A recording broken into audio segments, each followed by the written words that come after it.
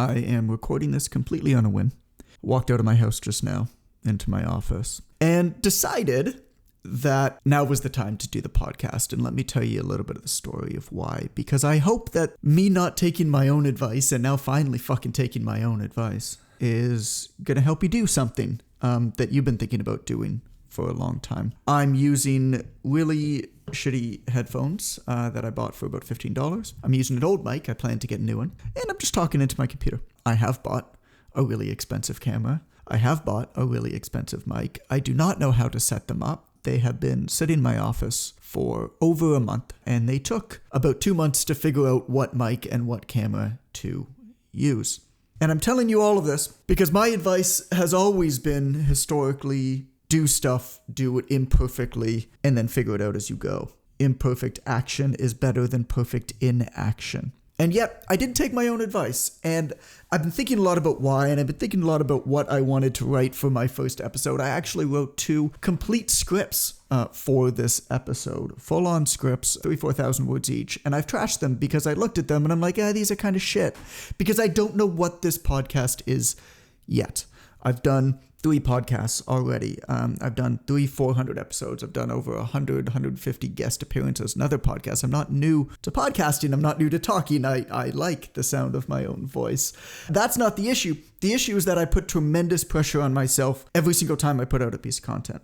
What stops me is I don't want to put something out unless I think that it's going to be great. And it's interesting because this is not what I say in a lot of the content that I do. I work so hard. I'll spend 3 to 5 hours just producing a single post on Instagram, for example. And in that post, I'll often talk about the importance of imperfect action, but I'm not taking my own advice. And when I do take my own advice with that imperfect action, really good things happen. For example, when I decided that I wanted to care about social media again, near the end of 2021, was November, December. I just gone through a really difficult time, about a really difficult year personally and professionally, where I had let go my entire senior staff. The business just had a rough year, and it happens, like shit happens, like fitness, like life. Business is never 100% of the way up. There's always ups and downs. And when you get challenged, when I get challenged, is when you show what you're made out of. And the coolest thing about that is that when you go through hard shit, when things don't go well, when it seems like everything's kind of hopeless, when it seems like there's nothing that you can do and you're being bludgeoned on all angles because all of these external forces are just trying to take you out. And then you come out on the other end. You gain a lot of courage. Because you know that if that didn't take you out, well, you're pretty invincible. But it doesn't seem like that in the moment. So anyway, end of 2021. We had gone through a lot personally. We had 4 miscarriages. Allison got diagnosed with cancer out of nowhere. And the business was not doing well. For the first time in my professional career in over a decade, those lines had crossed between expenses and revenue, meaning that we were operating at more or less a break even a negative some months now. At the end of the year, we ended up having a bit of a positive still. And if that's the worst that happens to me in my professional career, then that's pretty awesome. But it didn't seem like that at the time. All that I saw at the time was that we were spending a whole bunch more money than we were making. And so this was happening, and I decided that I needed to change things. I had started hiding in the business. I had started to do things professionally that I thought that I should do, where I was hiding behind the scenes. I had 4 copywriters who were writing in my voice, my own content. And I took a step back and I said, how goddamn stupid is that? Nobody can write as well as me. What if I don't write as much, but what I write is much more impactful? I learned this lesson from doing content for the PTDC, for our website for personal trainers for a lot of years, where one good piece of content can do the same amount of work as 1,000 mediocre pieces of content. But I can't do video. I've never really done video. And so you have to do video on the internet, or you have to design. And I had no real design capabilities because I let go of a creative director. So what did I do? Right. I just wrote. And I put it out on Instagram.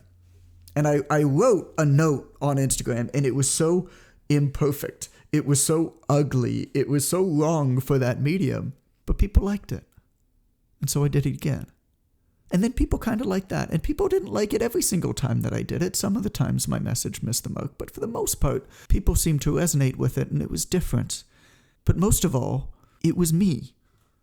And it wasn't pretty, and it wasn't what I should have been doing according to the social media experts. It wasn't the videos and the TikToks and the Reels. And I feel like because it wasn't what you should have been doing, I wasn't copying anybody else. I was doing what was natural to me, and I was figuring it out as I go. And it took some time to kind of get into a flow.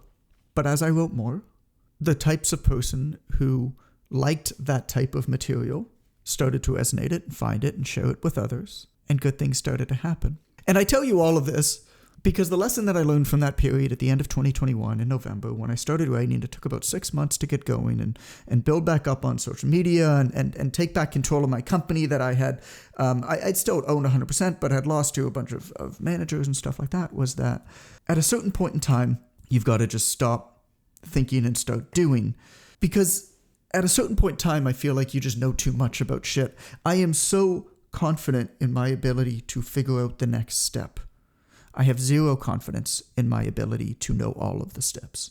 But I know that I can always figure out the best step. And when I think back in my career to all of the times when things went really well, because there have been a few, and the stuff that has built me up from the start, I never knew what I was doing.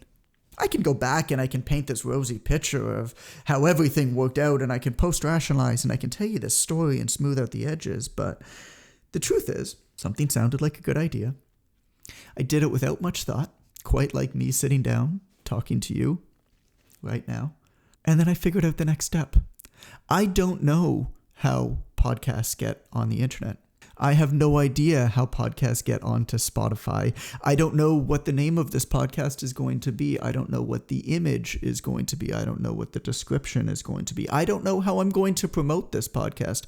I'm quite literally talking into a microphone, into my computer right now in, QuickTime Player, which comes free with my Mac, as a video, and then I'll figure out the next steps. And that was the process with my books as well. A lot of people say, oh, how do you self-publish a book? Well, every day, my first book, Ignite the Fire, that I wrote, I was 24 years old. I was not in a position where I should have written a book that has now become the go-to book for the personal training industry. I wrote that when I was 24 years old. And I should not have written that. There were people who were much more qualified to write that book, but they didn't. And I did. And that's why I have a book that's done well, and they don't. And the way that that book was written was that every single day as I was training clients on the floor, I wrote on the back of my notebook every single thing that I did. Was there a workout that I built? Okay, here's a point form note about this workout. Was I asked a question? Was there some sort of an objection? Did I see another trainer on the floor doing something that I didn't agree with and didn't quite know how to approach them because they might have been harming their client? Was it my responsibility? Well, these were good questions to ask. I didn't know the answers, but they were something to think about, and probably something that other trainers think about as well. How do I respond when a middle-aged female member of the gym invites me to a swinger party that weekend? All of these things happened. And I imagine all of these things happened and still happen to other personal trainers. And the reason why Ignite the Fire resonated was because nobody was talking about the real shit that happens to personal trainers every single day on the gym floor. The realities of the profession. And so I wrote this down in the back of my notebook, and I had no idea how to write a book, but I'd get home at night after my long day of clients, and I'd just write down what I did. I'd write down what I did with my clients that day. And then I had enough of, after a while, I don't even know how long it took, probably close to a year. But at one point, I thought, this seems pretty interesting. I'd shown it to a few people. They said, hey, yeah, that's pretty interesting. You've got some good ideas there. And I said, okay, cool. I think I've got a book. I don't know anything about books, but I know where books exist. And so I can figure out that next step, right? I know where books exist. So I went to the bookstore, because that's where books exist. And I looked up all the fitness books, and I wrote down the names of the authors of those books. And then I Googled those authors. And I didn't know what an editor of a book did, but I knew that editors were involved in books, and I figured out that the next step was probably to find an editor, because an editor would actually know what the next step was, because they knew something about making books. And then I'd figure out the next step. So I cold emailed all the authors of the books, and I asked them for their editors. And Brad Schoenfeld, shout out to Brad, introduced me to his editor, whose name was Kelly James Anger. Kelly edited the book, worked with me on it, and then I had a full manuscript. And so then I said, okay, now I have a full manuscript. How do I get this thing into print? How do I get this book to sell? Well, that's what Google's for. So I Googled, how do you self-publish a book? I came across something called CreateSpace, which is an Amazon-owned company. It's now called KDP, Kindle Direct Publishing. It's changed names, but it still exists. And I read all of their materials, and I figured out that I needed to get a cover for the book. Well, they offered a service for the cover, and so I used the service for the cover, and I paid a couple bucks, and the cover was a piece of absolute shit, the original cover, but it was fine. And then I had a book. And then I had to promote the book. And then I wanted to get a better cover.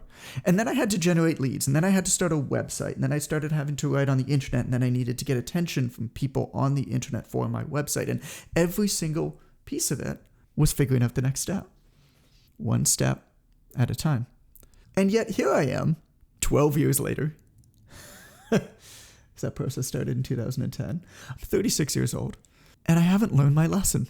I tell these stories all over the place on interviews. I've told them on stage multiple times about, extolling the virtues of the next step and how important it is. And that story I've told you of the book and the website and the certification, everything I've did. But I'm sitting here for this podcast 12 years later, and it has been 3 months where I've tried to get it perfect, thinking that I have to have the right mic, I have to have the right camera, I have to set up this podcast the right way and figure out exactly the system where I'm going to cut out the clips to be able to use them as shorts all across social media and put it on YouTube, and how am I going to promote it, and what am I going to name this thing? And so I just decided, and none of this was planned today, to talk into my microphone, into a computer, and just start.